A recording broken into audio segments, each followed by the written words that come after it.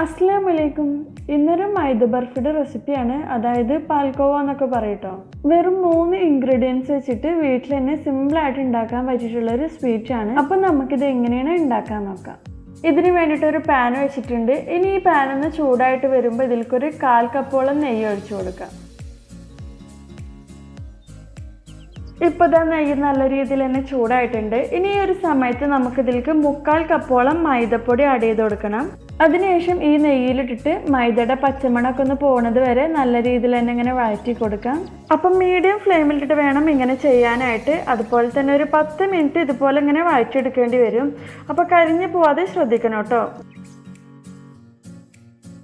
നല്ല രീതിയിൽ തന്നെ മൈദം അതുപോലെ തന്നെ നെയ്യൊക്കെ മിക്സ് ആയിട്ടുണ്ട്. എനിക്കിപ്പോൾ ഇത് കുറച്ച് നെയ്യിൻ്റെ കുറവ് തോന്നുന്നുണ്ട് കേട്ടോ. അപ്പോൾ ഈ ഒരു സമയത്ത് ഞാനൊരു 2 ടേബിൾ സ്പൂണോളം നെയ്യും കൂടെ ആഡ് ചെയ്ത് കൊടുത്തിട്ടുണ്ട്.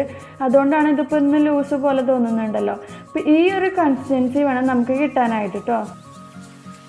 ഒരു 8 മിനിറ്റോളം ആയിട്ടുണ്ട്. ഈ ഒരു സമയമാകുമ്പോഴേക്കും മൈദയുടെ പച്ചമണമൊക്കെ ഒന്ന് മാറിയിട്ട് ഒരു നല്ല സ്മെല്ലൊക്കെ വരുന്നുണ്ട്. ഈ ഒരു ടൈമിൽ നമുക്ക് ഫ്ലെയിം ഓഫ് ചെയ്യാം. ഈ മാവ് ഒരു 20 മിനിറ്റോളം ചൂട് പോകാനായിട്ട് വെക്കണം. അപ്പോൾ ഇതിലേക്ക് കുറച്ച് പഞ്ചസാരയുടെ ആവശ്യമുണ്ട്. അപ്പോൾ ഈ ഒരു സമയത്ത് നമുക്കത് പൊടിച്ചെടുക്കാം. അപ്പോൾ ഇത് പഞ്ചസാര പൊടിച്ചെടുക്കാനായിട്ട് ഇപ്പോൾ ഒരു ചെറിയ മിക്സിയുടെ ജാർ എടുത്തിട്ടുണ്ട്. ഇതിലേക്കൊരു 3 ടേബിൾ സ്പൂണോളം പഞ്ചസാര ഇട്ട് കൊടുക്കാം. അപ്പോൾ പഞ്ചസാരയുടെ അളവ് നിങ്ങൾക്ക് ഇഷ്ടത്തിനനുസരിച്ച് കൂട്ടും കുറക്കും ചെയ്യാം കേട്ടോ.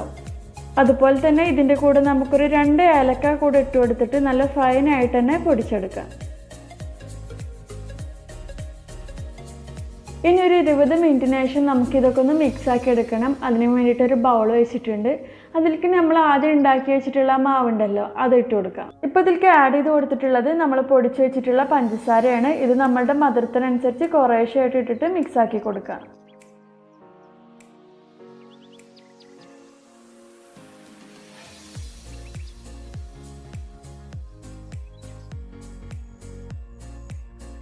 ഇപ്പോൾ നമ്മളുടെ മിക്സൊക്കെ ഇവിടെ റെഡി ആയിട്ടുണ്ട്. അപ്പോൾ ഈ ഒരു കൺസിസ്റ്റൻസി വേണം നമുക്ക് കിട്ടാനായിട്ട്.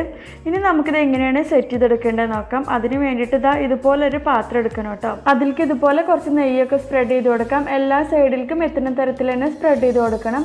ഇതെന്തിനാണ് ചെയ്യണമെന്ന് വെച്ചാൽ നമ്മൾക്കിതിൽ പാൽഗോവ സെറ്റ് ചെയ്യുമല്ലോ. സെറ്റ് ചെയ്ത് കഴിഞ്ഞാൽ പെട്ടെന്ന് തന്നെ വിട്ട് കിട്ടാനായിട്ടാണ്.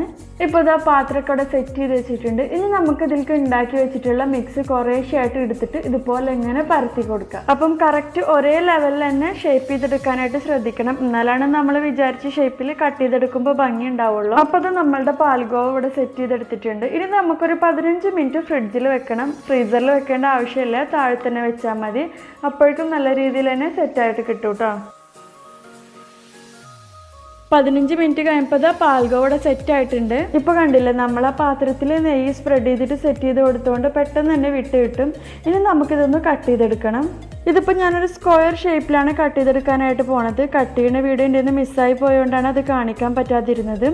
കട്ട് ചെയ്യുമ്പോൾ പൊടിഞ്ഞു പോകാതിരിക്കാനായിട്ട് ശ്രദ്ധിക്കുക. അതുപോലെ തന്നെ നമുക്കിത് പെട്ടെന്ന് തന്നെ കട്ട് ചെയ്തെടുക്കാനായിട്ടും പറ്റും. അപ്പോൾ ഈ ഒരു പാൽഗോവ കഴിച്ചിട്ടില്ലാത്തവരാണെന്നുണ്ടെങ്കിൽ ഷുവറായിട്ടും ട്രൈ ചെയ്ത് നോക്കണം. നല്ല ടേസ്റ്റി ആയിട്ടുള്ള ഒന്നാണ്. അപ്പോൾ നിങ്ങൾക്ക് വീഡിയോ ഇഷ്ടമാവുകയാണെങ്കിൽ ലൈക്ക് ചെയ്യുക, ഷെയർ ചെയ്യുക. നിങ്ങൾ ഈ ചാനൽ ആദ്യമായിട്ട് കാണുന്നവരാണെങ്കിൽ സബ്സ്ക്രൈബ് ചെയ്യാനും മറക്കരുത് കേട്ടോ. താങ്ക്